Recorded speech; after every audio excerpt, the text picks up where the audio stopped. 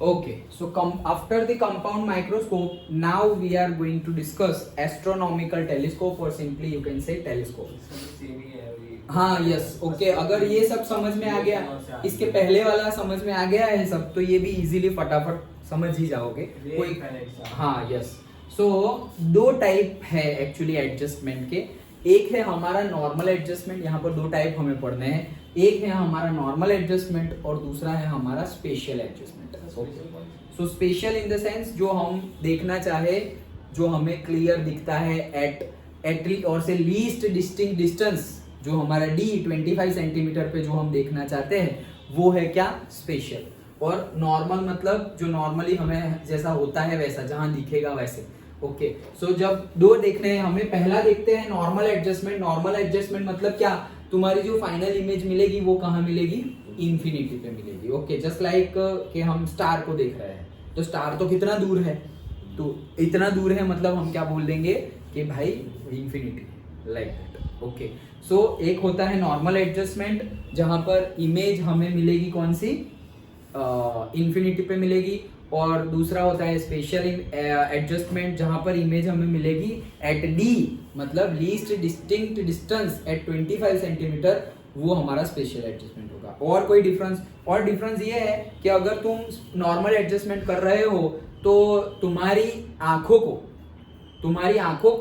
आंखें रिलैक्स रहेगी, eyes will be relaxed. अगर तुम नॉर्मल एडजस्टमेंट से टेलीस्कोप का यूज कर रहे हो, मतलब तुम्हें देखना कहाँ है, इंफिनिटी पे देखना है। अभी तुम्हें बहुत दूर स्टार देखना हो तो तुम्हारी आंखें को स्ट्रेस नहीं होगा। ओके, लेकिन स्पेशल एडजस्टमेंट, ये डिफरेंस बता रहा हूँ दोनों के बीच में। अगर स्पेशल एडजस्टमेंट है तो तुम्हारी फाइनल इमेज कहाँ बनेगी, डी पर, और डी कितना है 25 सेंटीमीटर। तो 25 सेंटीमीटर पे तुम कंटिन्यूअसली, मतलब 10 मिनट 15 मिनट आधा घंटा 1 घंटा कंटिन्यूअसली देखते रहोगे तो तुम्हारा सिर दर्द होने लगेगा। ओके, क्यों, क्योंकि हमारी आंखों की लेंस को तकलीफ हो रही है ना, हमारी आंखों के लेंस कंटिन्यूअसली वर्किंग है, वो स्ट्रेस में आएंगे।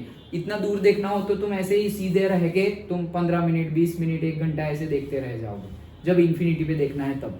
लेकिन पर्टिकुलरली सपोज तुम्हें कुछ पढ़ना हो, वो भी उतने ही टाइम के लिए, तो इट विल बी स्ट्रेसफुल। तो पहला डिफरेंस तो क्या हो गया कि इमेज कहाँ होगी, normal adjustment and special adjustment का पहला इमेज कहाँ बनेगी। दूसरा, eyes will be at relaxed condition in the normal adjustment, but in special adjustment there will be stress on the eyes। ये दूसरा पॉइंट हो गया।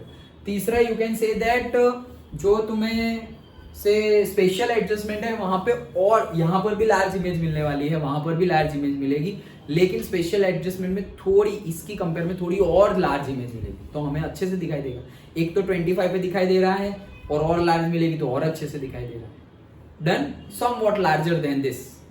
तो ये बेसिकली 3 डिफरेंस हो गए between the normal adjustment and the special adjustment in the astronomical telescope. Okay, तो शायद 1 मार्क में ये भी पूछ ले कि भाई इनके बीच में डिफरेंस क्या है, नॉर्मल एडजस्टमेंट और स्पेशल एडजस्टमेंट के बीच में।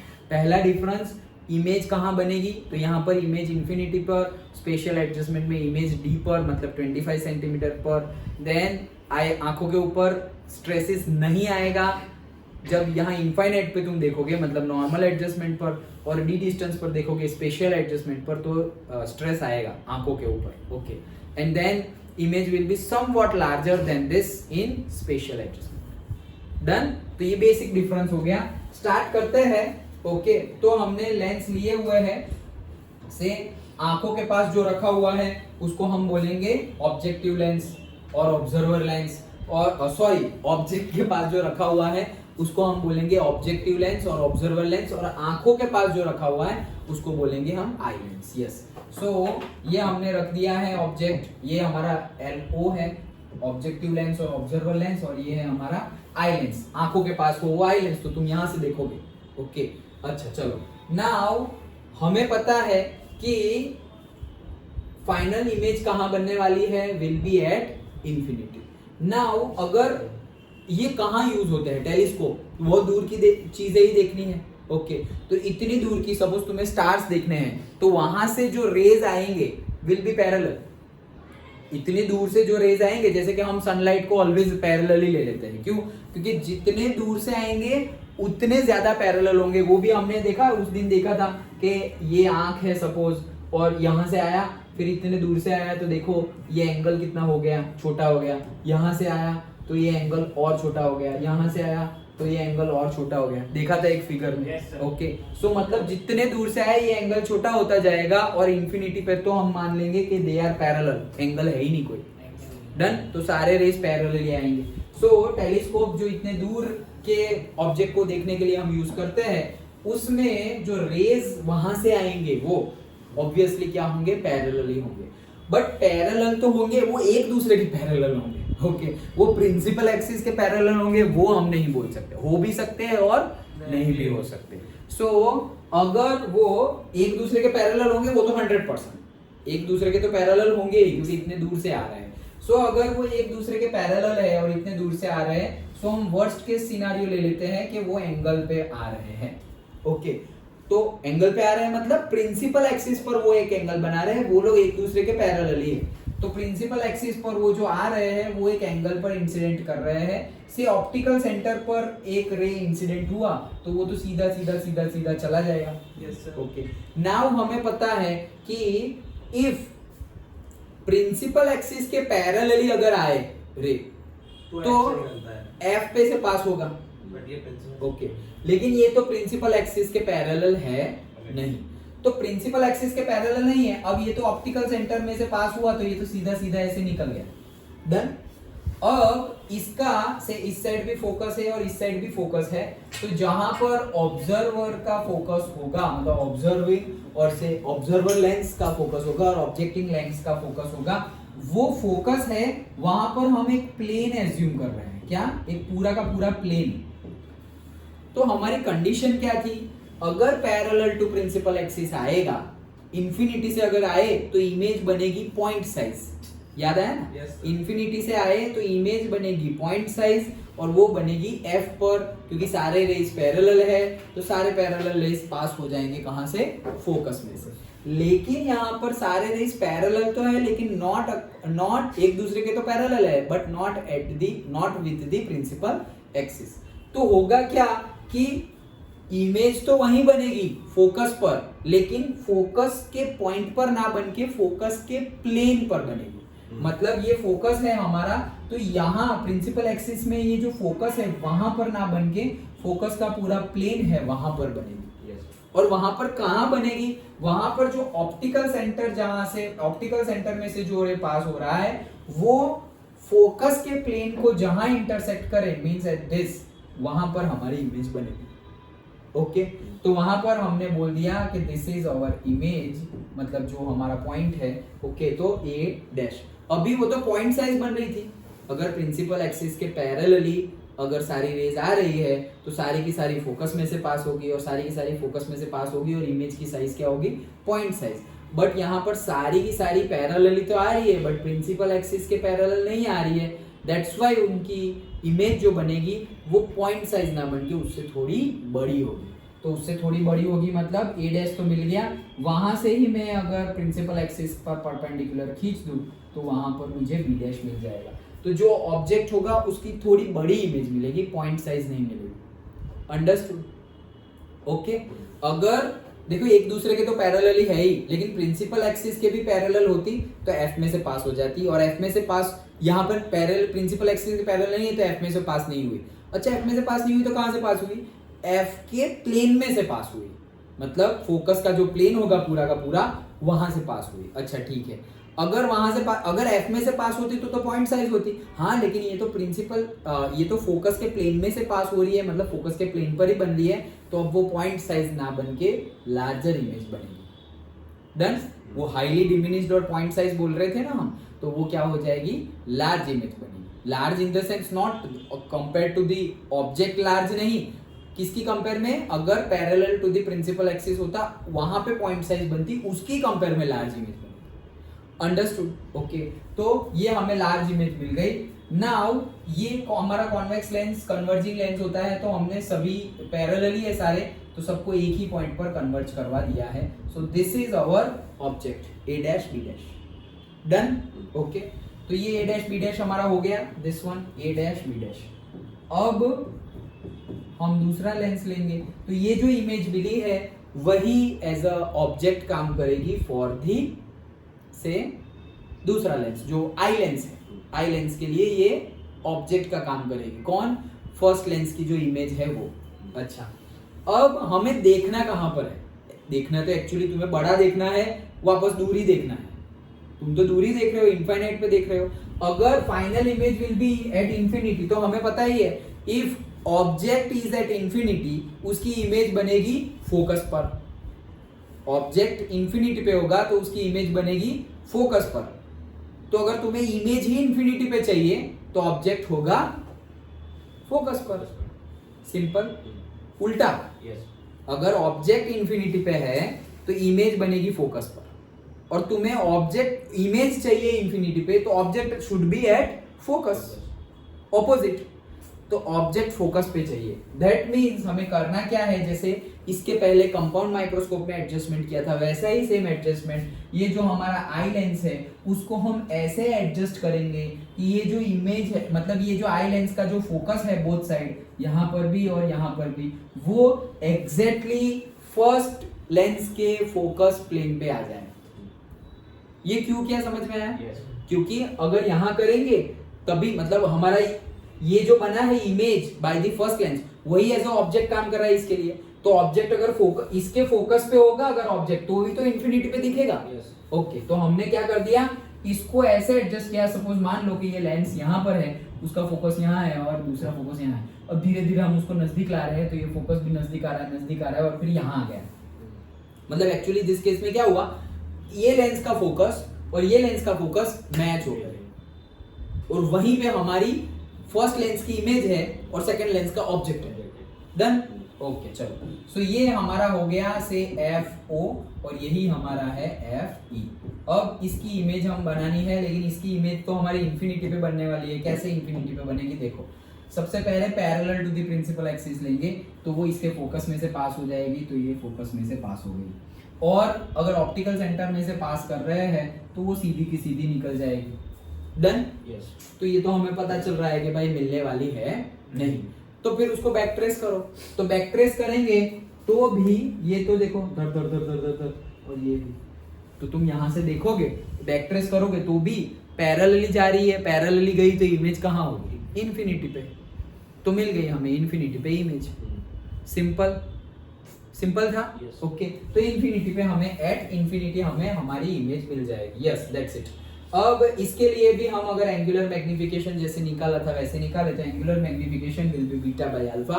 Beta is the angle made by the image at the optical centre, alpha is the angle made by the object at the optical centre. तो देखो, और स्मॉल एंगल यहाँ हम जैसे मैंने पहले भी बताया, माइक्रोस्कोप हो, simple compound microscope, simple microscope, telescope, सबके लिए हम क्या लेने वाले हैं? एंगल स्मॉलर लेने वाले हैं। और स्मॉल एंगल के लिए theta is equals to sine theta is equals to tan theta, tan theta is equals to sine theta is equals to theta. कुछ भी ले सकते हो, जो तुम्हें इजी लगे कैलकुलेशन में वो ले सकते हो। सो एंगुलर मैग्निफिकेशन की बात करें तो m is equals to 10 beta by 10 alpha. क्यों? क्योंकि बीटा बाई अल्फा था तो उसको हम 10 बीटा बाई 10 अल्फा लिख सकते हैं, वो लिख दिया। अब यहाँ पर जो ट्राइंगल बनेंगे उसमें हम फॉर्मूला लगाते हैं, तो इसको मैं थोड़ा क्लीन कर दे रहा हूँ। इसको हमने क्लीन कर दिया। नाउ 10 बीटा, तो पहले बीटा तो बनाओ, तो फाइनल इमेज तो हमारी इंफिनिटी पे बनने वाली है। ओके, तो हम क्या करने वाले थे? बीटा कहाँ से बनाते? बीटा हम बनाते थे इमेज से ऑप्टिकल सेंटर पर जो एंगल बन रहा है वो। ओके, तो इमेज ही तो इंफिनिटी पे है, तो कैसे लेके आए? अरे इंफिनिटी रे जो आएगा ना वही हमारा होगा। तो इंफिनिटी से जो आ रहा है ये रहा, जो इंफिनिटी से आ रहा है ये रे ने जो एंगल बनाया ये हो गया बीटा। समझ में आया क्या किया हमने? अगर हम यहाँ पर ऑब्जेक्ट लेते तो हम ऑब्जेक्ट से ऑप्टिकल सेंटर के बीच का एंगल, तो ये ऑब्जेक्ट का है तो अल्फा, और यही अगर इमेज का है तो ये थीटा। यही करते थे अभी तक।